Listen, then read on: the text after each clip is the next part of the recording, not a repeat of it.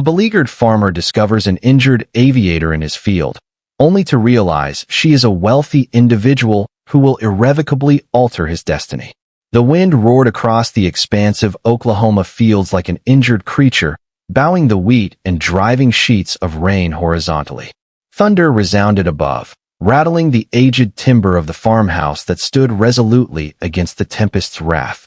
Inside, Blair Cole sat at the kitchen table, hands clasped over a cracked mug of black coffee, gazing at the open envelope from the bank that rested on the table. Final notification of impending closure. He had perused it thrice and remained devoid of any sensation except numbness. Subsequently, it occurred. An overwhelming roar pierced the skies. Insufficient, near, incorrect. It was not thunder. It was the mechanical shriek of a substantial object descending. A burst of crimson light streaked past the window, accompanied by a thunderous boom that shook the glass panes.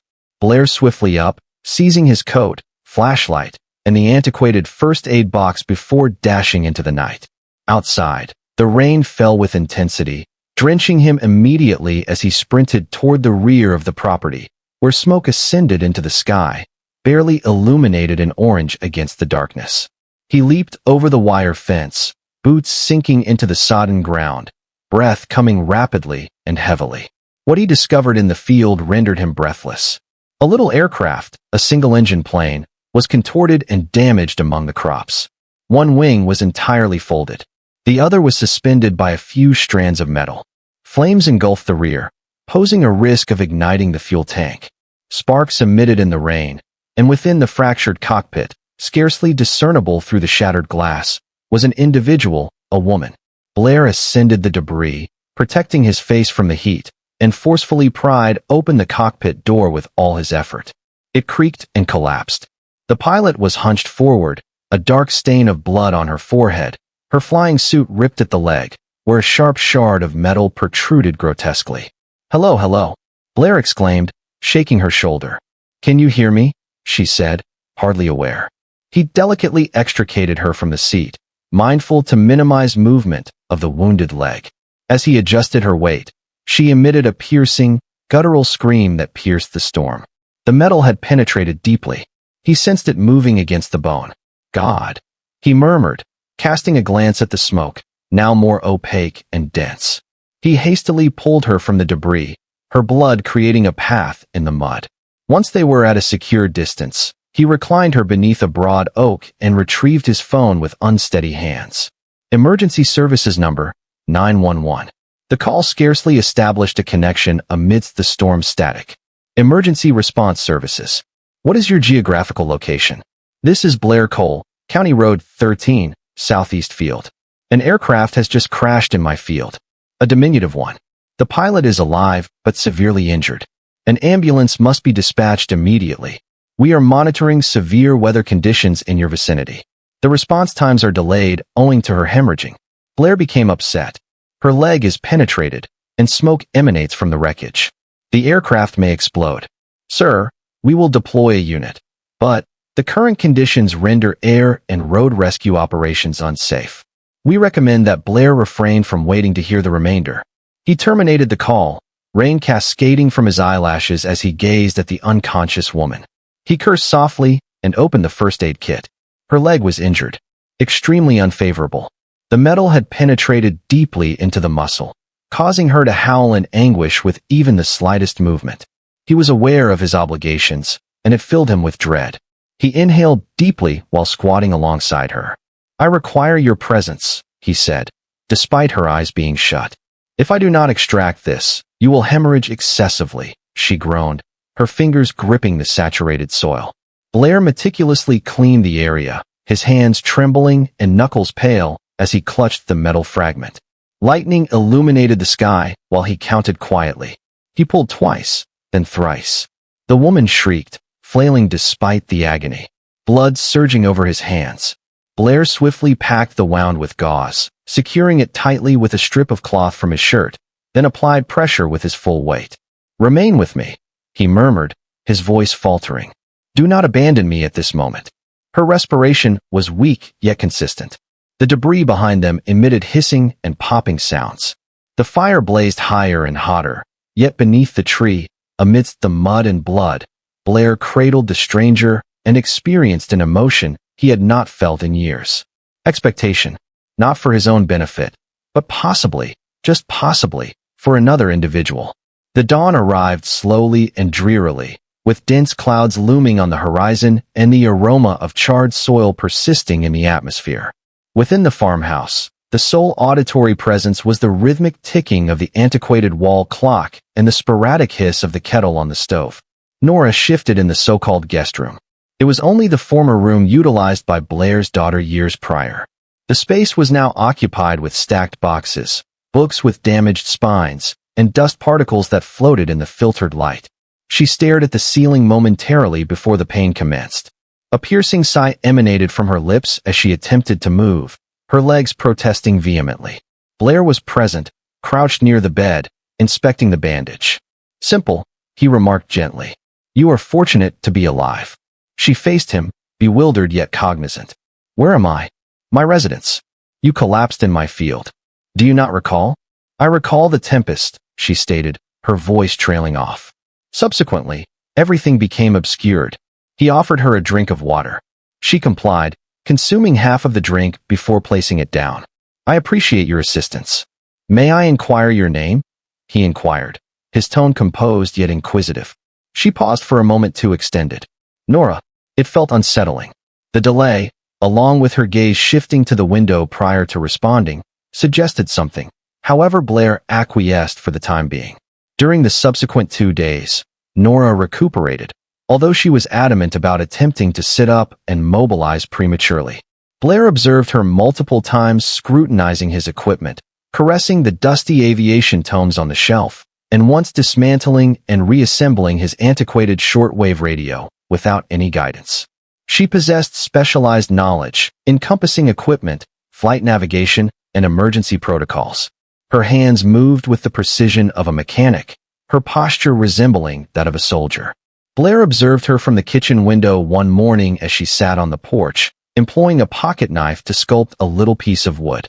Her grasp, her equilibrium, notwithstanding the injuries, her serene concentration. It was excessively rehearsed. "Where did you acquire your flying skills?" he inquired nonchalantly that day while replacing her bandage. She grinned subtly. "Private instruction. It must have been quite some time ago, certainly exceeding mere hours. Your proficiency with radio technology and tool manipulation indicates extensive training beyond a few hours of flight school." Her smile remained intact, yet it failed to illuminate her eyes. "I have consistently demonstrated rapid learning capabilities." He refrained from probing further. Nevertheless, despite the accumulation of inquiries in his mind, an internal force within Blair resisted the temptation to investigate. This reluctance was not solely attributed to her near-fatal experience on his property, nor was it guilt. It was an inexplicable compulsion, a sensation that her concealment stemmed from a lack of alternatives. He was familiar with that sensation. On the third night, it occurred. Blair had ventured out to inspect the chicken coop when he observed movement near the barn. A shadow too motionless to be caused by the wind, too silent to be an animal.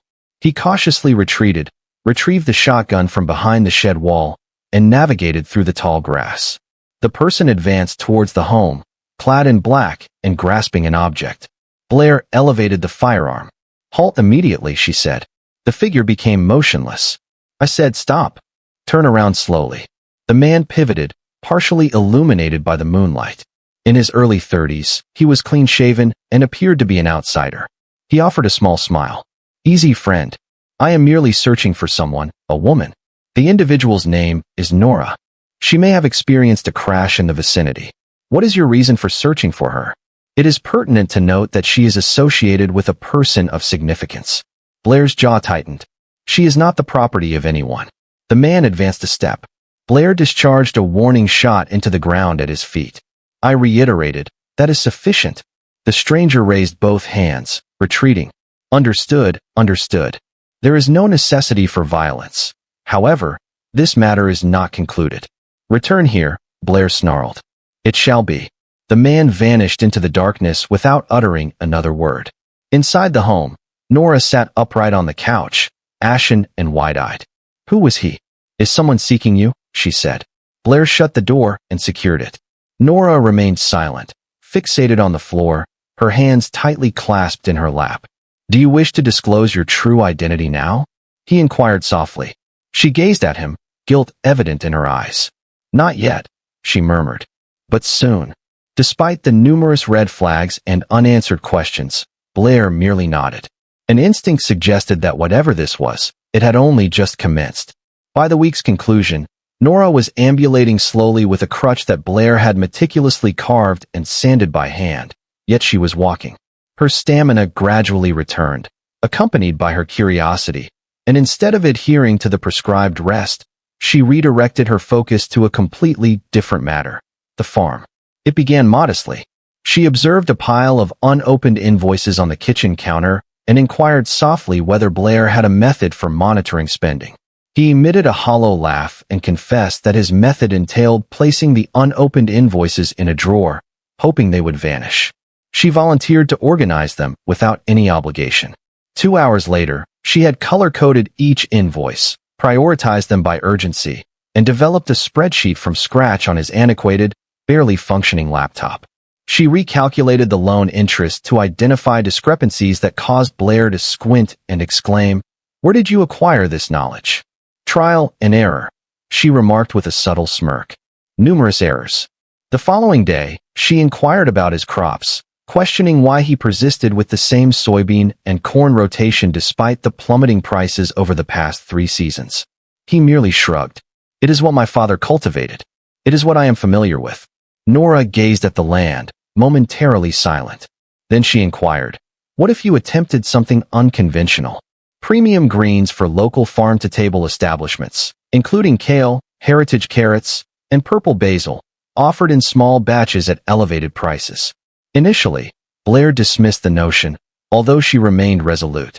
She meticulously drafted a design for a quarter-acre test plot and presented the calculations on a napkin: expenditures, profit margins, and lead times.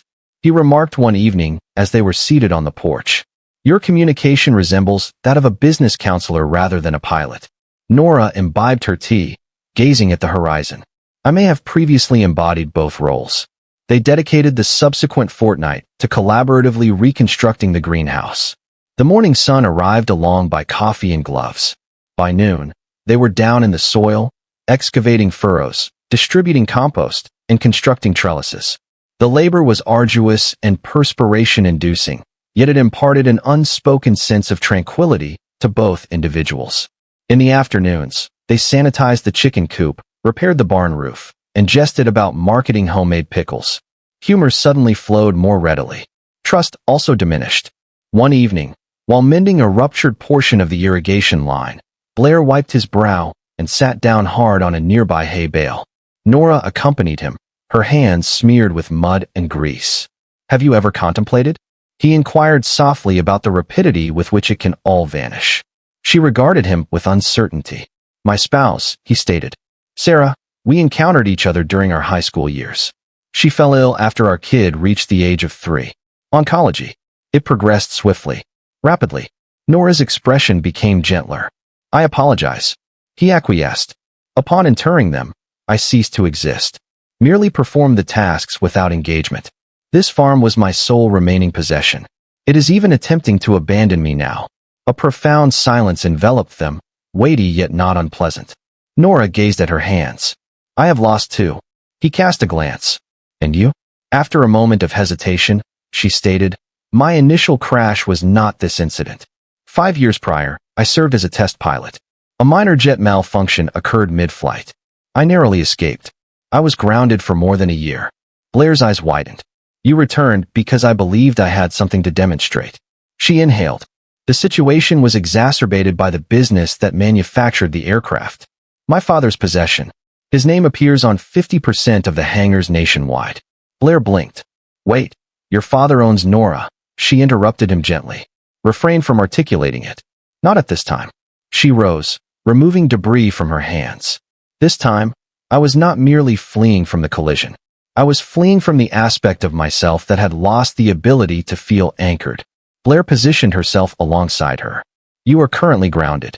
She bestowed upon him an extended, inscrutable gaze. "Indeed," she murmured. I believe I am. The wind gently traversed the wheat fields behind them, bearing the fragrance of novelty. Neither articulated it verbally, yet both experienced the sentiment. What commenced here in the dust, amidst soil and perspiration, transcended the mere preservation of a farm. The evening was remarkably tranquil. At last, the wind had subsided, and the sky resembled an expansive canvas of deep blue adorned with stars.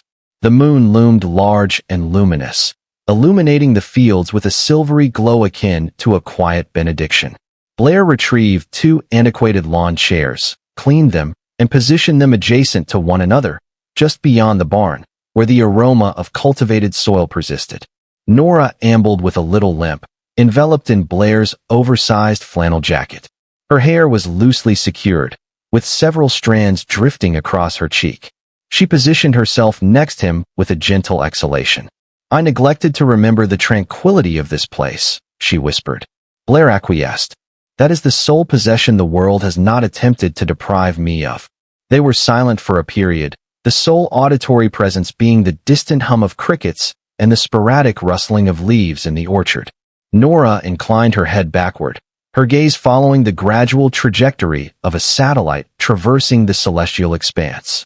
Have you ever gazed upward and contemplated how something so far can appear so tranquil? Occasionally, Blair remarked. However, I recall that tranquility appears distinct when seen closely. She offered a slight smile before lapsing into silence once more. Her voice diminished in volume throughout her subsequent utterance. She remarked that there is an ethereal quality to being in the sky that evokes a sense of divinity. You transcend all, the anguish, the recollections, the burden. However, when turbulence occurs or an engine falters, you are abruptly reminded of your vulnerability as just flesh and bone. Wishing the earth retains your memory. Blair directed her gaze towards her. Are you apprehensive about flying? No, she replied. I fear the prospect of falling and discovering that I lacked control from the outset. He extended his hand towards her, not hastily, nor out of want, but with a more subdued intention, one that sought consent. Upon their fingers' contact, she did not withdraw. His hand was coarse and calloused. Hers was unwavering, marked with scars. They are compatible in some manner. Their warmth was understated yet intensifying, akin to the gradual ignition of coals beneath ash. I wish to avoid returning, she murmured, to a world that alone understands the act of taking. Blair responded that it was unnecessary. She gazed at him intently. Please refrain from making that statement. You lack understanding of its significance. He stated plainly that he understands the desire to remain. Their faces were now proximate, breaths intertwining in the brisk air. The space between them diminished, and for an instant, it appeared unavoidable, as if the moon had ensnared them in its gravitational pull. However, just as his lips were about to touch hers, Nora averted her gaze and retreated, her breath hitching. No, she murmured, her voice trembling. Do not. Blair became immobile. Nora, you ought not to love me, she stated, retreating, her eyes glistening. You are unaware of my true identity, and if you were, you would despise me for it. Tears brimmed and cascaded as she tightened her hands. I was not meant to arrive here. I was not meant to experience any emotions. I am not permitted to remain. She pivoted and hobbled toward the house, each step burdened by an indefinable weight that Blair could not identify. He remained in the chair, gazing at the moon, sensing the resonance of her absence in the area where her hand had rested. The night, which had been abundant only moments prior, now felt like a void. Yet, behind the pain, an inner voice said, "This is not farewell. Not yet." It commenced with a solitary notification. Blair was in the barn mending the fencing along the western field when his phone vibrated. He cleaned his hands on his jeans and looked at the screen. Urgent announcement. Ares Aviation has been unaccounted for almost a month. Discovered alive. Confidential information indicate she was camouflaged as a civilian. His heart ceased to beat. The photograph accompanying the article was unequivocal. It was Nora, albeit not the Nora he recognized. In the image, she donned a fitted blazer and stylish sunglasses while disembarking from a private flight, accompanied by armed escorts. Her actual name was prominently displayed in bold beneath the headline, Nora Everstone. Blair staggered backward, almost dropping the phone. The Everstone name was inescapable. His thoughts accelerated. Everstone, the multi-billion-dollar aviation conglomerate that commanded the skies, manufactured military jets, and had recently bought 2 regional banks, including the institution that had previously denied Blair's credit extension. The identical denial that led him to foreclosure. The name was inscribed on the rejection letter he had incinerated and denounced in the middle of night. That name represented her, and she had been residing beneath his roof. He hurried back to the house, swung open the front door, and discovered her in the kitchen. She appeared astonished, phone still grasped, her complexion ashen. "You were aware," he insisted, his voice strained. "You were aware of your identity all along." "I intended to inform you," she replied hastily, "but I was uncertain of how to proceed." "Never." He uttered the name with venom. "The same company that incapacitated me, that eliminated all my loan alternatives." Nora advanced a step. "I was unaware that your loan was denied." "I am certain it did not occur to you," he retorted. "Individuals like you fail to recognize individuals like me. You descend from the heavens into my existence, and now I am expected to merely smile and feign indifference to this situation." "It was not a falsehood," she replied, her voice quavering. "I desired to assume a different identity temporarily, one that is authentic, not merely a designation or a visage in a press release," Blair stated, shaking his head. "You arrived here claiming to be disoriented. However, the reality is that I am the one who has been struggling, and I permitted you to enter my life. I allow you to be significant." A sudden movement outside attracted his attention.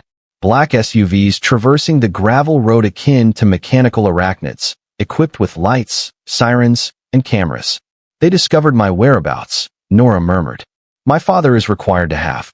The trucks halted in the yard, and men in suits exited en masse. One individual approached the residence while communicating over a radio. "We possess visual information. Subject identified." Nora gazed at Blair, her eyes brimming with unvoiced desperation. "I request the opportunity to elucidate at a later time." However, the door opened before to her completion. A tall man with gray hair and a severe jaw entered. The similarity to Nora was instantaneous. "It is time to depart," he stated icily. "Father, refrain from dramatics. You have garnered sufficient media attention." Blair positioned herself before her. "She is not incarcerated." "Mr. Cole," her father remarked curtly, "thank you for refraining from contacting the authorities earlier. But this issue has now become a familial problem." Guards accompanied Nora, escorting her with a gentle yet forceful demeanor out the door. She glanced behind over her shoulder. "I did not intend to cause you pain," she stated gently. "You were the sole authentic presence in my life for years." Subsequently, she vanished. The house was vacated, the vehicles departed, and silence enveloped the land like a subsequent tempest. Blair remained motionless in the doorway for an extended period, the wind shaking the porch screen. He then entered, feeling numb, and seated himself before the antiquated laptop where Nora had constructed his financial tracker, delineated crop plans, and inscribed optimistic notes in the margins. He gazed at the display. He subsequently raised the computer and forcefully struck it against the wall. It fragmented the spreadsheets, aspirations, and fragments of her being. Departed.